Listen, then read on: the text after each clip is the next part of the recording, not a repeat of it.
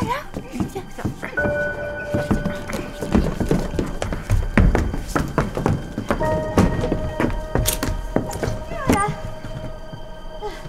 Chère Trévilloise, chers Trévillois, chers les chouchous des tilleuls, la grave est l'heure. Il faut se masquer, il faut mettre des gants, il faut se laver tout le temps les mains. Il y a un méchant qui nous embête depuis longtemps. C'est le coronavirus. J'ai entendu du bruit. Je crois qu'il faut qu'on y aille. Je crois qu'il y a Patrick qui arrive. Oui, il faut qu'on y aille. Chut, tout doucement, tout doucement. Bonjour à toutes, bonjour à tous. Avant d'accueillir nos invités sur notre plateau improvisé ce soir, vous verrez, c'est une très très belle surprise. Une petite information concernant le 40e régiment de transmission qui nous signale, qui signale aux communes avec lesquelles il est partenaire, c'est le cas de Terville, puisqu'on est jumelé avec une des compagnies du 40, que dans le cadre du volet militaire de l'action gouvernementale contre la pandémie, donc il se mobilise pour venir en aide aux communes, pour faire un certain nombre d'actions ponctuelles. Donc je souhaitais le signaler, sachant que c'est une occasion pour remercier encore le 40. On sait qu'on peut toujours compter sur eux et sur les militaires, malgré leur extrême mobilisation depuis quelques années. Voilà, donc on accueille aujourd'hui deux invités, donc Capucine et Tartine. Pardon, je n'ai pas assimilé encore, Capucine et Tartine, alias Maîtresse Valérie et Stéphanie. C'est ça. Pour nous parler de ce que vous faites, notamment à l'EHPAD de la commune, que je trouve tout à fait extraordinaire. Donc, je vous en remercie au nom de tous encore, parce que c'est vraiment un superbe projet. Et pour le reste, vous avez la parole pour nous raconter, pour raconter à tout le monde, quelle est votre action. Alors, il y a tellement de choses à dire sur notre action. Alors, par quoi on commence? Alors, on peut peut-être expliquer qu'on intervient à l'EHPAD des Tilleuls depuis mai 2018. Donc, ça fait 2 ans qu'on travaille là-bas, que le projet s'appelle Par la petite porte, qu'on a été contacté à la base par l'animatrice de l'EHPAD. Donc, c'était plutôt... il recherchait une animation de clown. Alors, moi, j'étais déjà dans un travail de clown relationnel avant. Donc, je voulais déjà vendre ce projet-là depuis longtemps, parce que j'y crois fortement. Et du coup, je me suis dit, bon, ce sera une entrée en matière, on verra bien. Donc, on y a été. J'ai débauché ma partenaire, Stéphanie, qui a accepté de me suivre dans cette aventure. Et donc, ça fait depuis 2 ans, en fait, qu'on travaille là-bas. Et très vite, ils ont compris qu'il y avait un bienfait vraiment sur les résidents, en fait. Un bienfait psychologique important. Voilà. C'est des soins de joie, on est tendressologue, on est câlin thérapeute, on pratique la rigolo attitude. Voilà.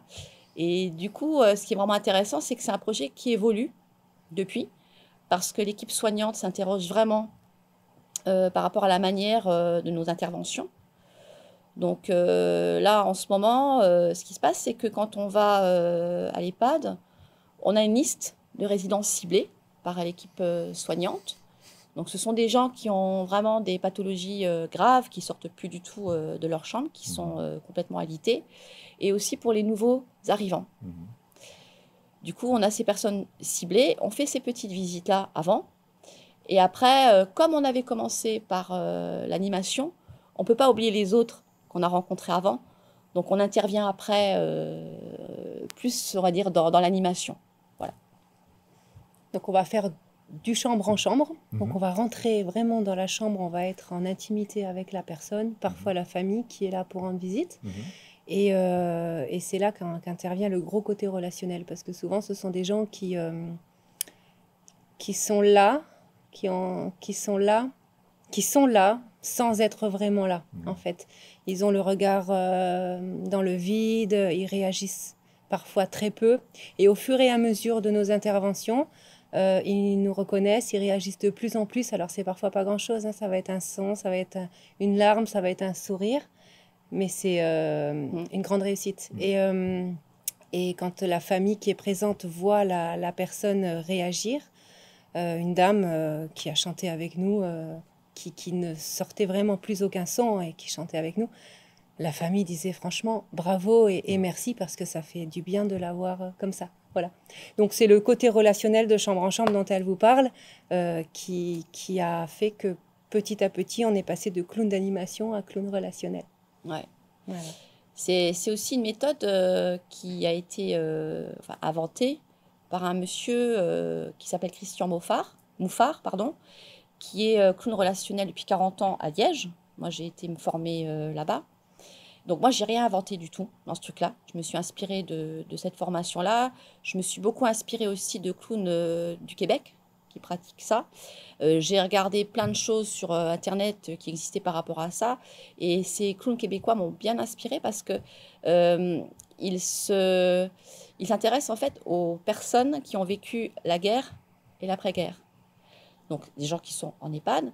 Donc au niveau par exemple des tenues vestimentaires, on a adapté ça, on a des robes des années 50, par exemple. On a appris des chants d'après-guerre. Donc, c'est aussi un travail sur la mémoire.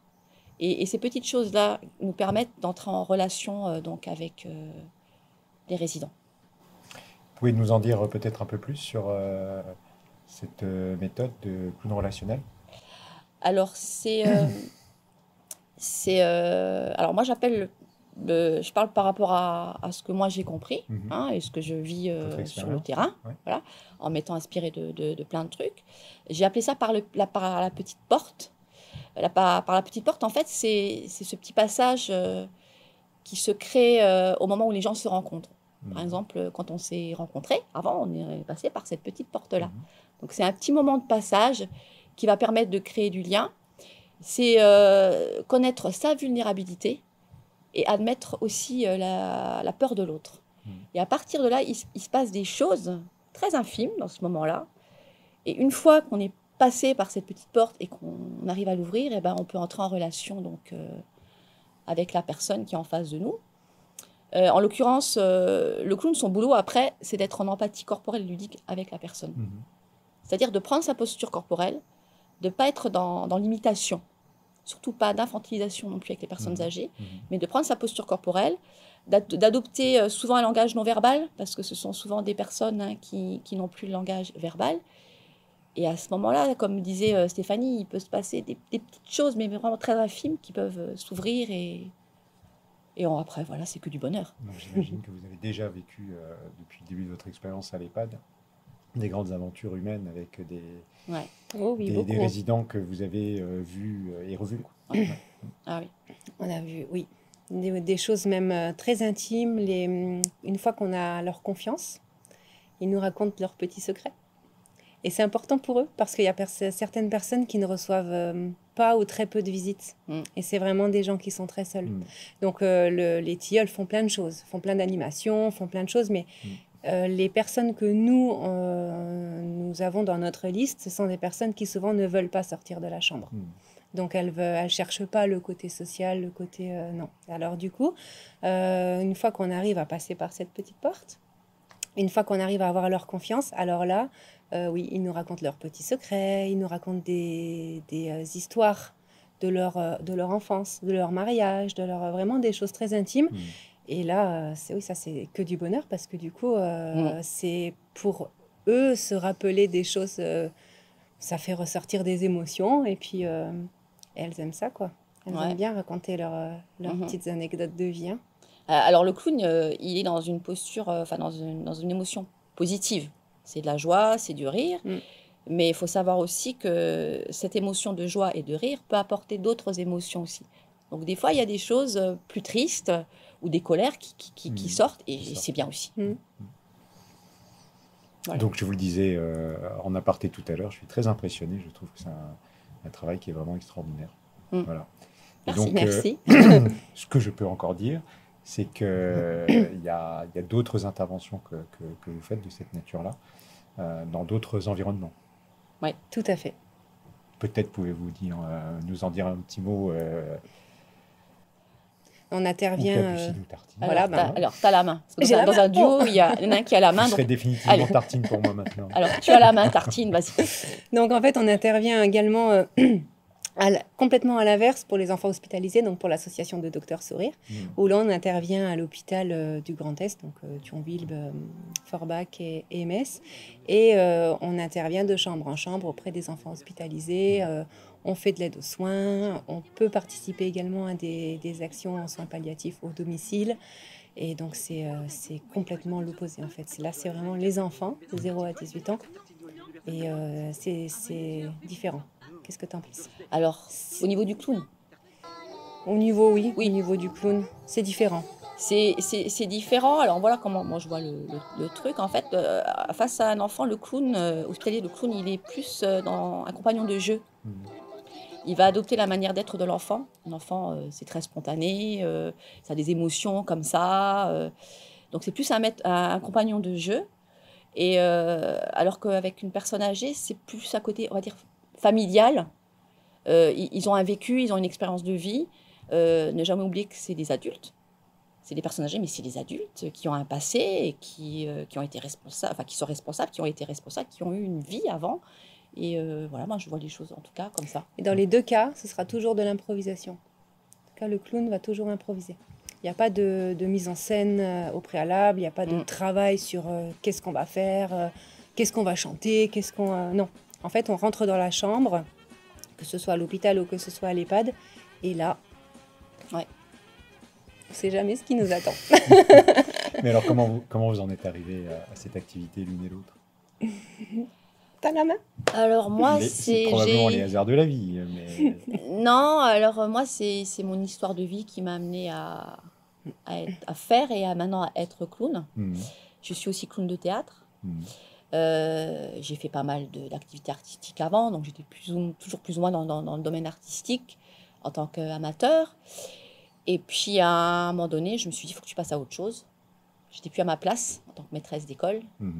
Non pas par rapport aux enfants, mais par rapport à ce qu'on nous demandait de faire. J'étais plus en accord avec certaines choses, du coup plus en accord avec moi-même. Et j'ai rencontré un jour, lors d'une kermesse, en tant que clown bénévole, l'association Docteur Sourire Lorraine. Et ils savaient que je faisais du clown, etc. Et du coup, et un jour, ils m'ont dit, alors, tu viens? Et j'ai dit, je viens. Donc, je suis en disponibilité là, depuis 4 ans. Et là, je suis intermittente du spectacle. Belle histoire. Voilà. Et vous, Tartine? Alors moi j'ai toujours eu un pied dans le spectacle aussi depuis l'âge de 18 ans, mais complètement autre chose. J'étais plus animatrice de soirées dansantes, en sein d'orchestre ou en animation DJ. Et moi, c'est vraiment le hasard parce que j'ai découvert Docteur Sourire juste sur Facebook, en fait, lors d'un post. Je me suis intéressée au truc et je suis allée à une réunion bénévole pour proposer une soirée dansante, en fait. Alors, tiens, à la limite, moi, je peux vous proposer ça bénévolement pour avoir des fonds pour votre association. Et de là, j'ai rencontré des belles personnes. Et de là, je me suis retrouvée à faire des stages. Et puis, 2 mois est sorti un clown. Contrairement à toute attente. Je ne savais pas ça. Et du coup, la personne qui m'a formée, donc Pascal Rache et son épouse Céline, m'ont dit, écoute, tu as vraiment un très très bon clown. Voilà, c'est bien, merci. Puis pareil, un jour, ils m'ont appelé. Bon, alors, tu viens? Ok, je viens. Et puis de là, on est quand même suivi une formation sur le terrain ensuite. Donc pendant plusieurs mois, une formation en binôme avec Pascal Rache.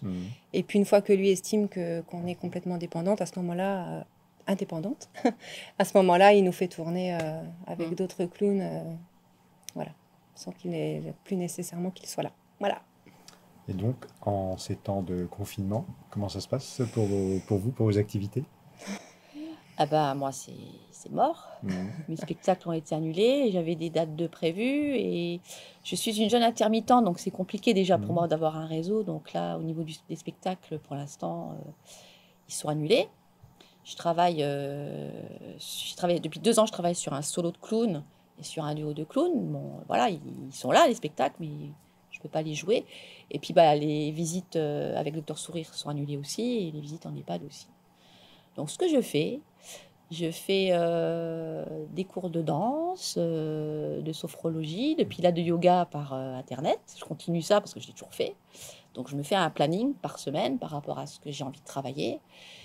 Et puis, je lis. En fait, je vais sur la théorie. Donc, c'est pas plus mal parce que des fois, on est dans l'action. On oublie des fois des choses théoriques. Donc, du coup, je me replonge dans des livres sur par exemple, sur les personnes âgées, sur le travail du clown à l'hôpital. Voilà. Je rentre dans la théorie, je prends des notes. Je regarde des conférences aussi sur YouTube, au niveau psychologique. Enfin, voilà. Je travaille comme ça. Ouais. Vous, Stéphanie, vous êtes occupée? Moi, je suis un petit peu occupée, voilà, parce que moi, je ne suis pas intermittente. Mm-hmm. Moi, je travaille dans une structure vétérinaire, donc j'y travaille encore ponctuellement. Et sinon, ce qu'on fait, enfin ce que je fais, ce que tu fais aussi d'ailleurs, ce qu'on fait, c'est qu'on fait des petites vidéos. Mm-hmm. Donc, parce que notre clown, moi, Tartine, elle a besoin de s'exprimer. Tartine, elle est confinée, ça lui plaît pas trop. Alors, du coup, on s'habille en clown, chacun chez soi. Et on fait des petites vidéos d'une ou 2 minutes qu'on envoie ensuite sur la page Facebook de Docteur Sourire, donc qui est diffusée directement aux soignants dans les hôpitaux, ou alors aussi maintenant à d'autres associations qui ont été demandeuses, parce que ça touche tout le monde finalement, ce confinement. Donc les EHPAD, donc SOS Groupe Senior, qui a eu quelques vidéos, des IME, enfin... Une main, un espoir. Une main, un espoir, voilà. Et puis voilà, on essaye de faire, dès que le temps me le permet, 1 ou 2 petites vidéos. Ça me permet un peu de libérer Tartine, parce qu'elle n'en peut plus là, d'être enfermée. Et puis voilà, ça permet de garder un lien aussi, quoi. Voilà, les enfants qui continuent à nous voir, parce qu'il y a quand même certains enfants de Docteur Sourire qui nous connaissent bien. Et puis bon, les personnes âgées aussi, du coup, je pense que ça leur fait plaisir d'avoir des photos, des supports où elles peuvent nous retrouver, parce que c'est long. Alors les vidéos pour les résidents, c'est plus compliqué. Je poste des choses sur Turville Solidarité, mais pour les enfants. Et je m'étais posé la question, comment je peux atteindre les résidents, en l'occurrence les tilleuls de Terreville. Et je me suis dit, mais ils n'ont pas Facebook. Ça ne sert à rien, finalement. Donc c'est bien, j'ai vu plein de belles choses comme ça sur des pages Facebook. Mais moi, ce qui m'intéresse, c'est vraiment de les toucher eux, qui voient eux les vidéos, qui reconnaissent Tartine, qui reconnaissent Capucine. Du coup, il est en train de se passer des petites choses là. J'ai fait une vidéo, donc c'est Madame Pétinger, la directrice de l'EHPAD, qui l'a. Elle fait comme elle peut, elle la montre aux résidents, mais c'est un peu compliqué pour elle. Oui, donc je sais qu'il y a eu des choses qui ont été mises en place. Il n'y a pas l'échange c'est ça. Physique non verbal, qui est évidemment déterminant. Surtout à l'EHPAD, j'imagine. C'est ça, ouais. Bon, mesdames. Super, merci beaucoup, en tout cas au nom de tous, parce que c'est vraiment un projet extraordinaire et un engagement qui est extraordinaire. Du coup, forcément, ça me donne, comme chaque fois qu'on a un invité, pas mal d'idées. Donc on va en parler tout de suite, dès que cette petite vidéo d'information aujourd'hui est passée. Et merci beaucoup. Merci à vous, en tout cas, de nous avoir reçus. Ouais, merci beaucoup. Merci. Voilà, écoutez, chères toutes et chers tous, comme tous les jours, donc je vous souhaite une excellente soirée. J'espère qu'autour de vous, tout le monde va bien. Et je vous retrouve demain avec un nouvel invité. Merci à tous. J'ai entendu le bruit, je crois qu'il est parti, Patrick. Tu sais, on devait faire un truc. Ah oui. C'était quoi, on a oublié? On va faire l'hymne des cuisines. C'est ça, l'hommage aux soignants. Main sur le cœur. À 3. 1, 2. Amusez-vous, foutez des fous. La vie entre nous est si brève. Amusez-vous, foutez-vous tout. Prenez la vie par les bambous. Car on n'est pas ici pour se faire du souci. On n'est pas ici-bas pour se faire du tracas. Amusez-vous, foutez des fous. La vie, c'est pas le pareil. Je crois qu'il faut qu'on y aille. Je crois qu'il faut qu'on y aille. Bon, salut, hein.